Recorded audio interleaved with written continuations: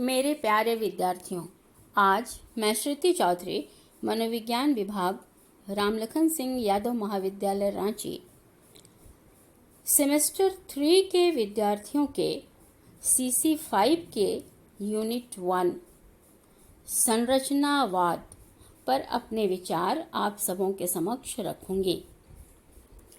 जैसा कि हम सभी जानते हैं, मनोविज्ञान एक विज्ञान के रूप में करीब करीब 140 वर्ष पुराना है। हालांकि इसका अस्तित्व उतना ही पुराना है जितना पुराना जीवों या मानव का अस्तित्व है।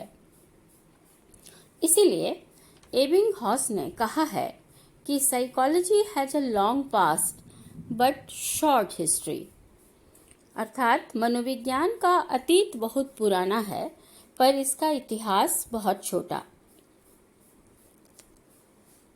कल्पना करें उस आदि मानव की जो गुफाओं और कंदराओं में रहता होगा, कंदमूल खाता होगा और झरने का पानी पीता होगा।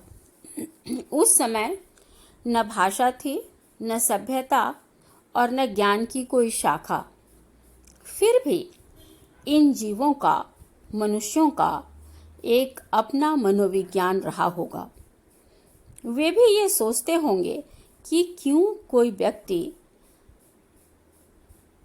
किसी दूसरे व्यक्ति से ज़्यादा अच्छा लगता है, क्यों भूख लगती है, नींद में सपने क्यों और कैसे आते हैं, और क्यों एक दूसरे के प्रति प्रेम या क्रोध पैदा होता है।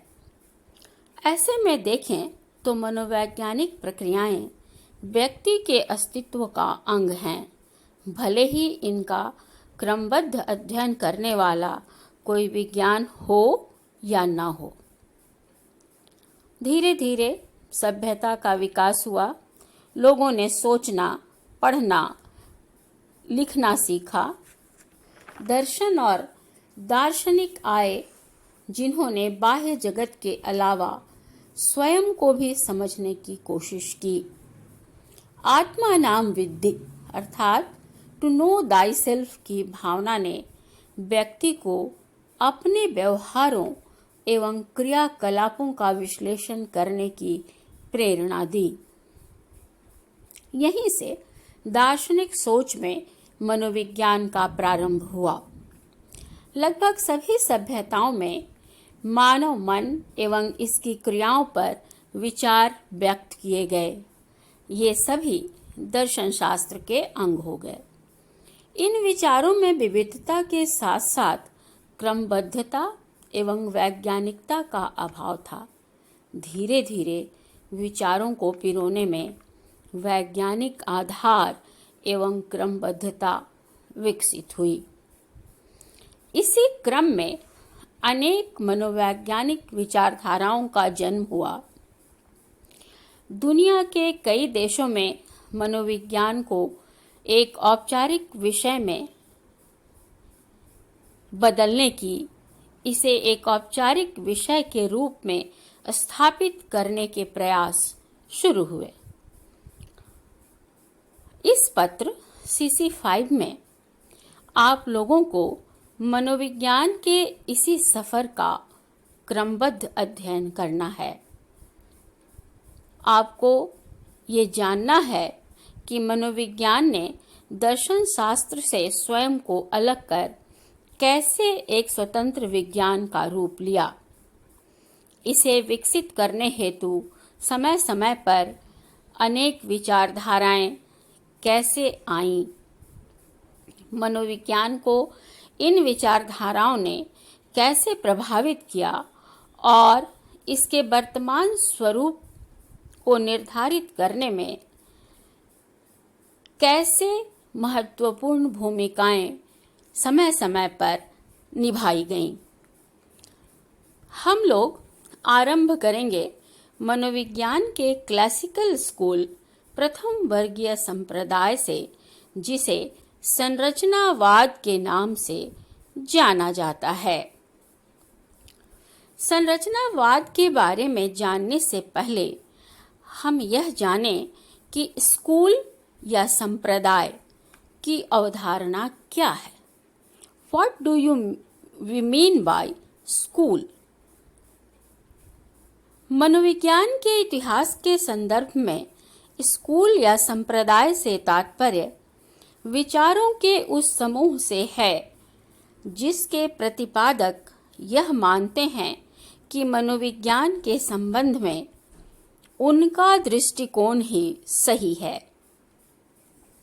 स्कूल या संप्रदाय से मनोवैज्ञानिकों के एक समूह का बोध होता है जो यह कहते हैं कि मनोविज्ञान की विधि और विषय वस्तु के संबंध में उनके विचार ही सही हैं और मनोविज्ञान के सभी विद्यार्थियों को इसे ही मानना चाहिए। संरचनावाद मनोविज्ञान का पहला स्कूल है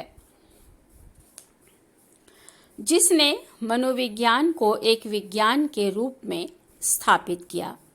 दार्शनिक परंपरा से हटकर मनोविज्ञान को वैज्ञानिक आधार देकर इसे प्रयोग आधारित विज्ञान बनाया ताकि प्रयोगशालाओं में मनोवैज्ञानिक प्रक्रियाओं का अध्ययन हो सके।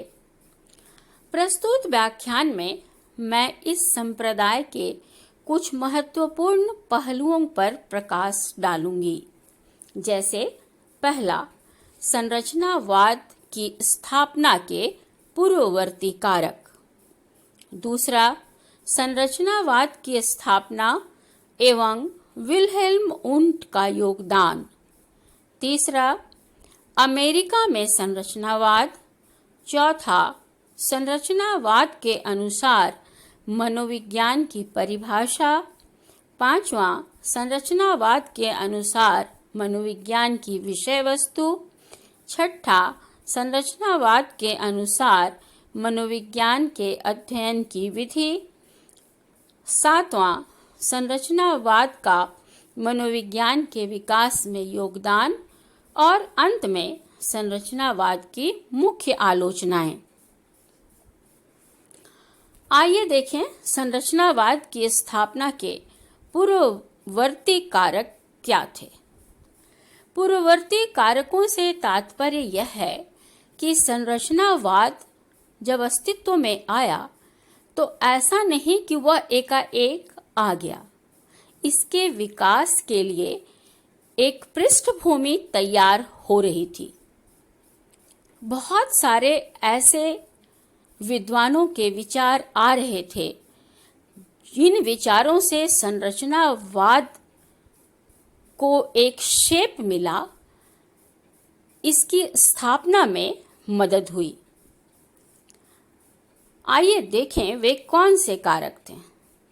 सर्वप्रथम यदि ध्यान से देखा जाए तो हम पाते हैं कि चूंकि मनोविज्ञान दर्शन शास्त्र का एक अंग था, अतः मनोविज्ञान के विकास के पूर्ववर्ती कारकों में उन दार्शनिक विचारों की भूमिका अहम थी जिन्होंने मानव व्यवहार पर अपने विचार प्रकट किए थे।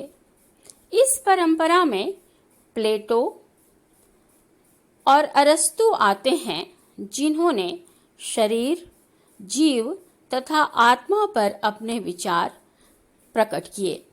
इसके बाद डेकार्ट्स आते हैं जिन्होंने शरीर विज्ञान तथा मन शरीर संबंध पर अपने विचार रखे।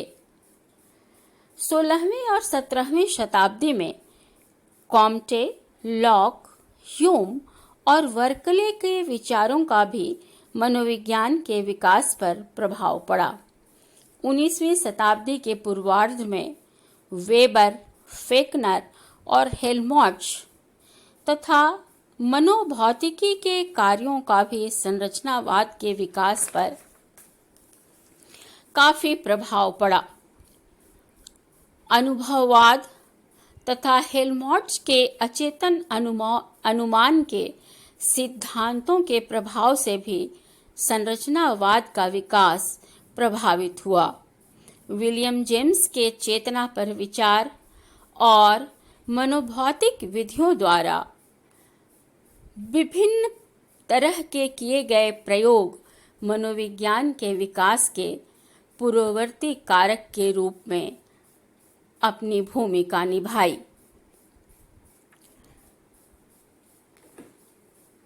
संरचनावाद की स्थापना तथा उन्ट के योगदान पर यदि बात करें तो यह स्पष्ट होता है कि विल्हेल्म उन्ट पहले जर्मन मनोवैज्ञानिक थे जिन्होंने मनोविज्ञान को अनुभूतियों की संरचना का अध्ययन करने वाला विज्ञान माना।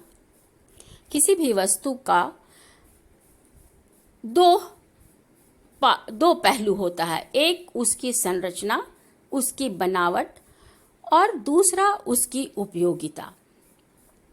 संरचनावाद ने चेतन अनुभूतियों के संरचना पर बल दिया। सन 1879 में विल्हेल्म उन्ट ने जर्मनी के लिप्जिग नामक स्थान में मनोविज्ञान की प्रथम प्रयोगशाला की स्थापना की और मनोविज्ञान को चेतन अनुभूति का विज्ञान बताया। उन्ट ने स्पष्ट किया कि मनोविज्ञान के 3 प्रमुख कार्य हैं। पहला, चेतन अनुभूतियों के स्वरूप को निर्धारित करना। दूसरा, उसमें निहित विभिन्न तत्वों का विश्लेषण करना। और तीसरा, उन तत्वों के परस्पर संगठित होने की प्रक्रिया पर प्रकाश डालना। संक्षेप में उन्होंने बताया कि चेतन अनुभूति की संरचना, स्ट्रक्चर का अध्ययन ही मनोविज्ञान की विषय वस्तु है। ऐसा कहकर उन्होंने संरचनात्मक मनोविज्ञान का मानचित्र प्रस्तुत कर दिया, पर इसे संरचनात्मक मनोविज्ञान न कहकर उन्होंने केवल मनोविज्ञान के नाम से संबोधित किया। तभी से व्यवस्थित रूप से संरचनात्मक दृष्टिकोण से चेतन अनुभूति का अध्ययन होने लगा। इस तरह औपचारिक रूप से तो नहीं, किंतु हम यह अवश्य कह सकते हैं कि संरचनावाद की स्थापना उन्ट ने ही की, भले ही उसने इसे ये नाम नहीं दिया, पर विचार मौलिक रूप से उन्ट के ही थे। अमेरिका में मनोविज्ञान की इस विचारधारा को ले जाने का श्रेय उन्ट के शिष्य E.B. टिचनर को था। सन 1898 में अपने मनोविज्ञान को प्रकार्यवाद से अलग करने के लिए टिचनर ने संरचनावाद शब्द का सर्वप्रथम प्रयोग किया। अतः संरचनात्मक मनोविज्ञान को औपचारिक रूप से स्थापित करने और उसे अंतिम स्वरूप देने का श्रेय टिचनर को है। इस तरह हमने देखा कि संरचनावाद कैसे अस्तित्व में आया। अब आगे के व्याख्यान में हम संरचनावाद के अनुसार मनोविज्ञान की मुख्य अवधारणाओं जैसे मनोविज्ञान की परिभाषा, इसकी विषय वस्तु, अध्ययन विधि एवं उन्ट तथा टिचनर के योगदानों की चर्चा करेंगे। तो इस व्याख्यान में इतना ही। धन्यवाद।